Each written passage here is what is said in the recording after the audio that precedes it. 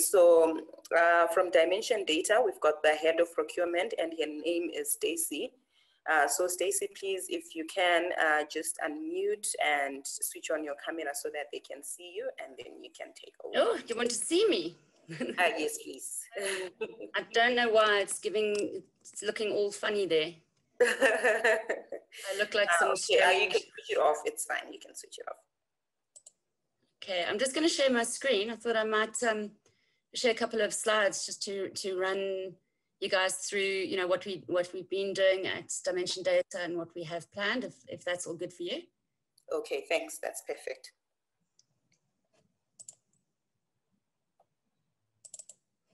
Okay, and just tell me when you can see my screen. We can. Okay, let's just put it in presentation. Right.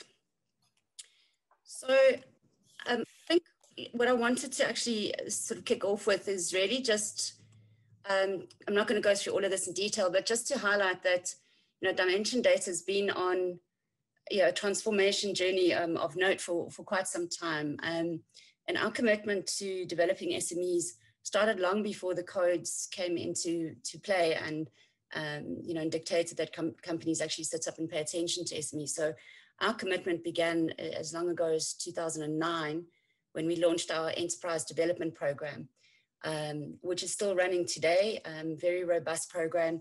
We run a program on an annual basis. It's an eight-month commitment that the SMEs make to their own development. And we're quite happy that despite COVID, this year's program continued. We just had to, at the last minute, convert everything into online content. But we have still forged ahead with the program. So really the focus of the enterprise development program has always been to take, you know, startup companies, and when we initially started this, it was companies across the spectrum. So not only IT companies, but all startups who met our minimum criteria.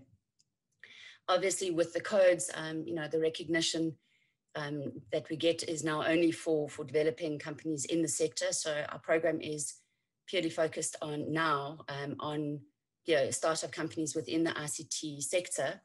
And we still are finding, much to our excitement actually, because at first, you know, 3 years ago, we struggled a bit to find startup companies in the ICT sector. And I think it was just indicative of how, you know, Black-owned entities were really excluded from the sector for many years. You know, my previous life, I was at Eskom for many years. And when I took over the ICT category, you know, it was shocking to see that less than 1% of our spend was with Black-owned companies. Happy to say when I left, after 3 years running that section, that was up to 28%.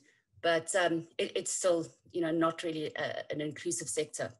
And so at DD, we really are quite committed to, you know, to encouraging, you know, companies, small companies in the sector, and to assist them to grow. It's an expensive sector to play in. You know, to get the accreditations that you need to give you kind of your license to, you know, to play in this world are really expensive. You know, to get a Cisco qualification is quite a prohibitive cost. So really, you know, our commitment there is to invest in developing those skills in the SMME space. 2016, I think it was, we kicked off our first supplier development program. And really our focus there was around more business skills, you know, so companies that have been in existence for at least 3 years, but we're struggling really to break through and work with the bigger players like Dimension Data. So we did individual assessments on those companies, you know, identified gaps both in their skills, as well as, you know, their financial practices, their management, their marketing skills, etc. So our first program was really very much focused on closing those business gaps. Our second program that we kicked off late last year was our second round of intake, really, has been more focused on the technical skills. You know, we retained a lot of the SMEs that we worked with in the first 3 years in our second program. but taking them to the next level now. You know, we laid the foundation with the business skills, and now just taking it up a notch and investing quite heavily in technical skills. Also, just I think something that I wanted to point out is, you know, I think for when I first started at Dimension Data, I was very loud in saying, you know, if we talk about transformation, we have to transform ourselves. And so I was very vocal about that for many years, for 3 years, until we finally convinced the board to commit to full transformation. And we're now a Black-owned, Black woman-owned level 2 company, hoping to get to level 1 next year. So I think what's important in this slide, and really I think what differentiates Dimension Data, is a philosophy that, you know, together we can do more for SMEs. You know, we have our suppliers, you know, the likes of the Ciscos and the Microsofts of the world. We have distributors, you know, and they all have goals around supply development. But if we do it together and we jointly fund the skills development, you know, my philosophy has always been that we can just do that much more. So we work with our clients, we work with our suppliers to, you know, to create a bigger pool of funding, really, for this critical skills development. I think, yeah, I just need a sip of water. One of our big breakthroughs, I think, has been this year, where Amazon Web Services has really come to the party. It's a big growing market, and there's a huge lack of skill in this country around AWS. So we approached them, we shared this philosophy with them, and they have committed now, I think it's around 800,000 Rand that each of us are putting into a training program on AWS for our SD partners, those, you know, who play in this space. So that's a big breakthrough for us, and we're hoping to do the same with Microsoft shortly, and Cisco we're already working with in this space. So yeah, some of the clients that share this philosophy with us are in the banking sector, and that's really exciting for us because you know, their focus for SD is really more on finding funding opportunities, and quite often our SMEs can't break through in the IT sector because they just can't balance sheet the technology, and so with the finance sector, you know, they're there basically to provide that. Any questions before I go on?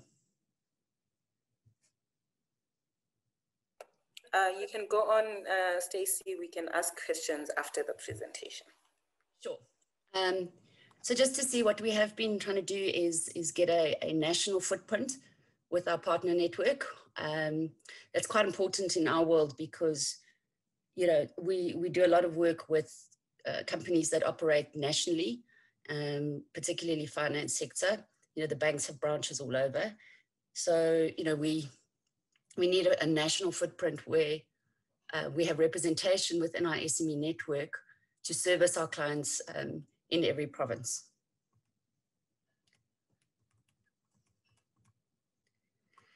So I think that just a couple of things I want to highlight here. I mean, I haven't spoken to some of this around the joint funding.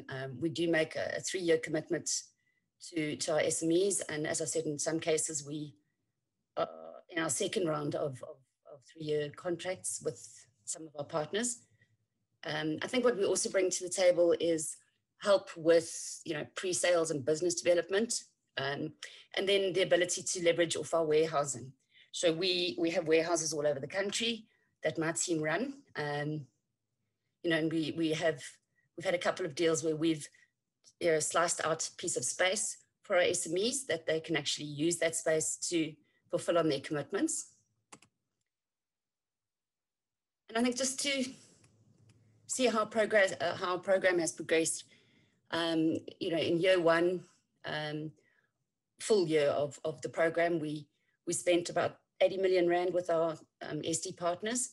This year we're targeting 110, and I'm happy to say we'll probably exceed that despite COVID. So, you know, it is growing. We actually have, you know, fewer partners now than when we first started, and yet, you know, the revenue to them is growing quite substantially there.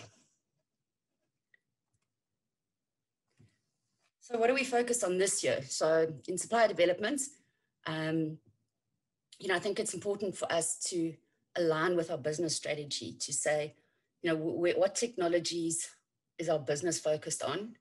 What skills do we have? You know, where are the gaps, and how can we use our SMEs rather to fill that gap rather than employ additional people? So we've spent a lot of time with the business in the last 6 months, understanding that, and then, you know, tailoring our programs, you know, to meet that demand in the business. Obviously, you know, our aim is obviously to improve our scorecard, but that's not central to why we do, you know, SD and ED. It's more around, you know, a real commitment to growing the sector and opening this, you know, what was really quite an exclusive sector up to a broader market. Sorry, I'm battling a bit with my sinuses, which is affecting my throat. Just have a sip of water.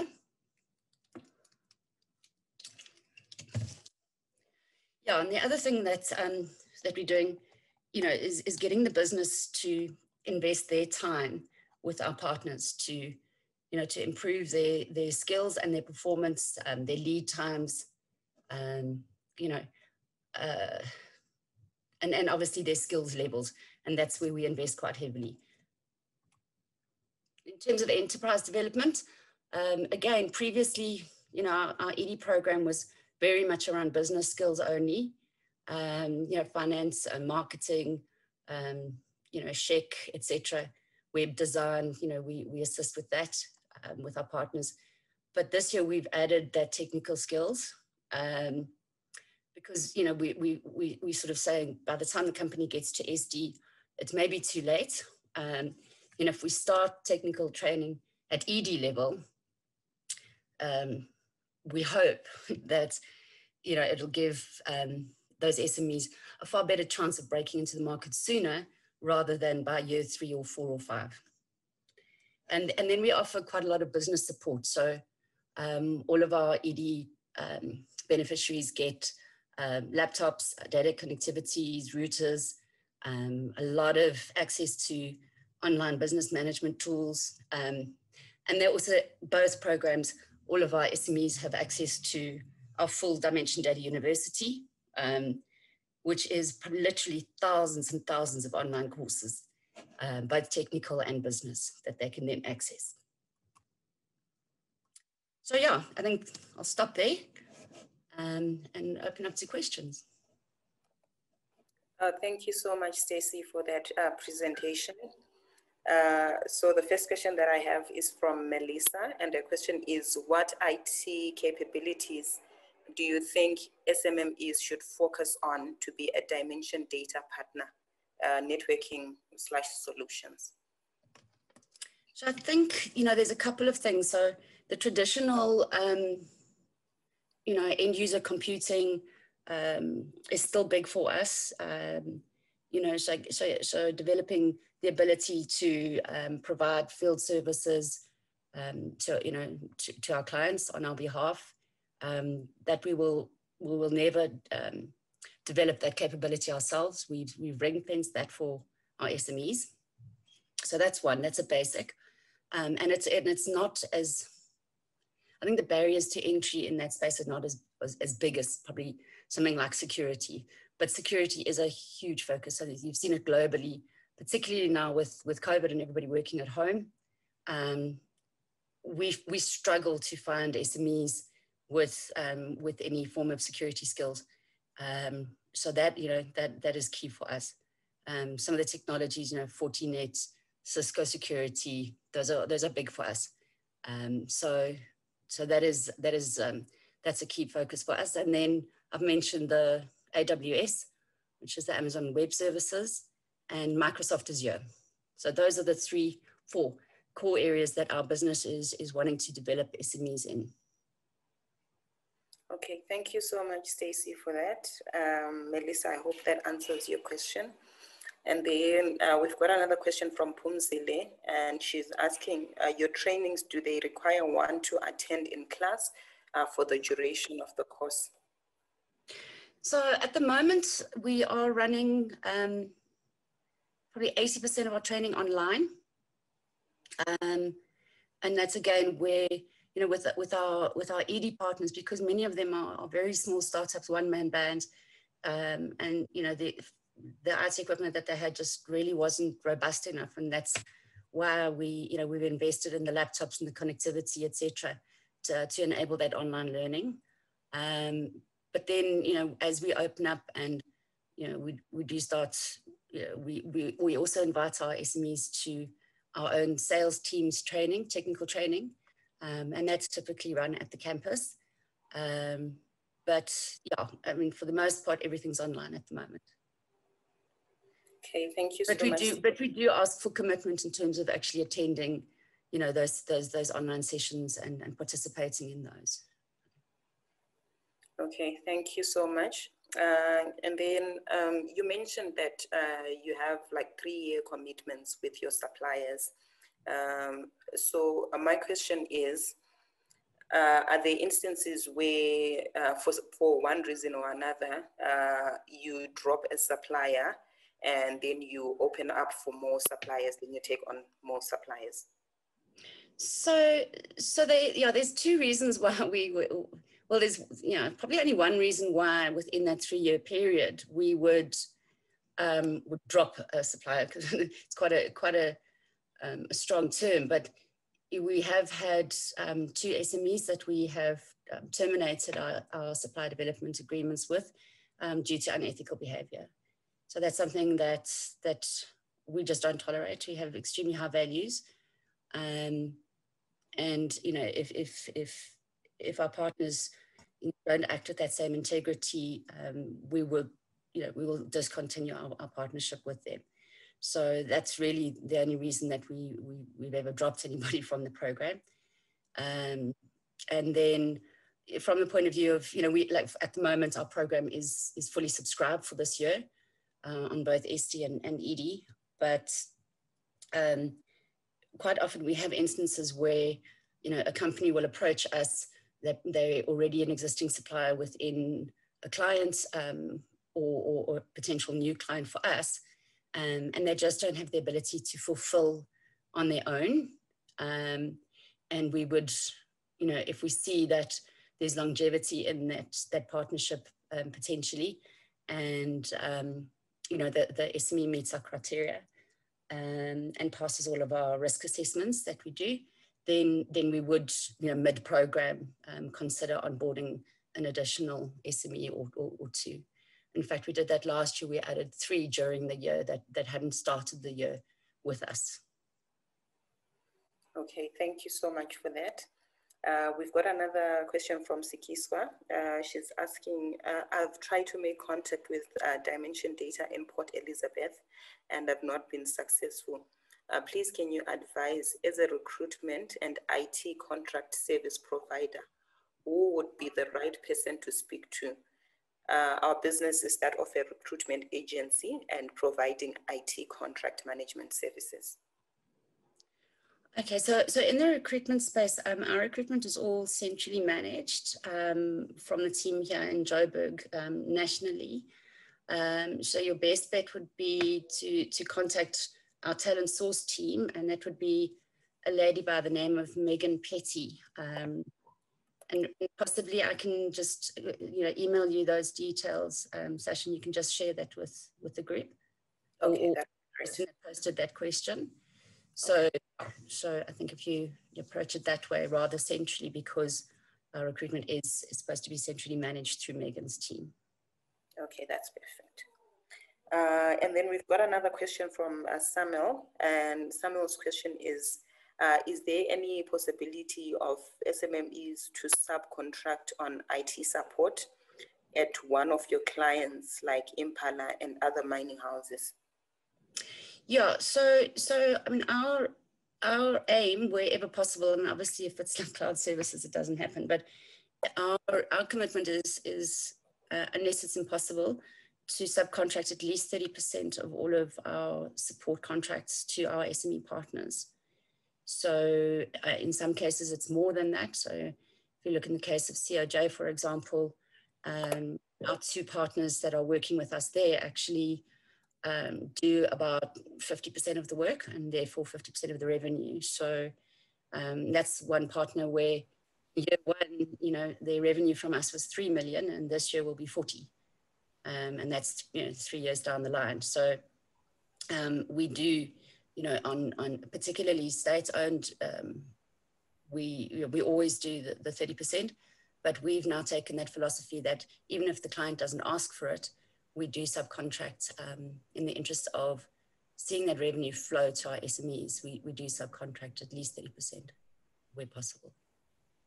Okay, thank you so much, Stacey. Are there any more questions before we close the session? Okay,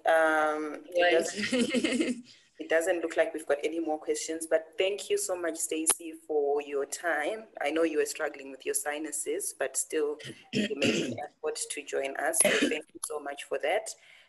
Wish you a speedy recovery and have a good day. Thanks so much. Thank you, everyone. Bye.